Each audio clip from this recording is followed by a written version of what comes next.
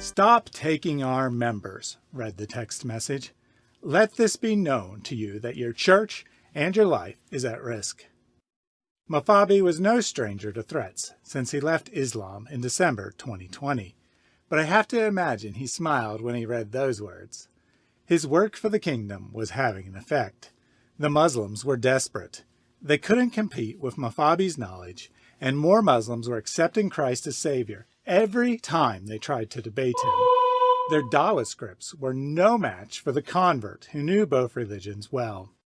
Something had to be done, so they moved from debate to threat. As Muhammed said, "Better to right a wrong with your fist than with your words." Mafabi had spent 35 years trapped in Muhammad's hell. Then a local pastor told him the gospel. Several visits later, he was convinced, and his life was changed forever. Christianity offered answers.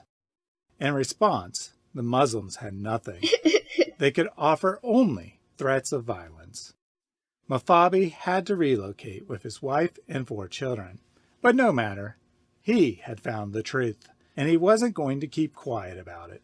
6 months later, he was teaming up with the same pastor, publicly challenging Muslims to debate. Debate after debate, it became clear Islam couldn't stand up to scrutiny. Debate after debate, more people left Islam. Using his knowledge of his former religion, Mafabi and his pastor led more than 100 Muslims to Christ over the next year. The threats continued, but the two waged forward. This is part of the spiritual warfare that comes with Christian persecution, and I'm ready to face it, the pastor explained. Mafabi survived 4 assassination attempts from Muslims too cowardly to face the truth. They were losing the debates because their prophet is a joke, and their religion has no truth to offer.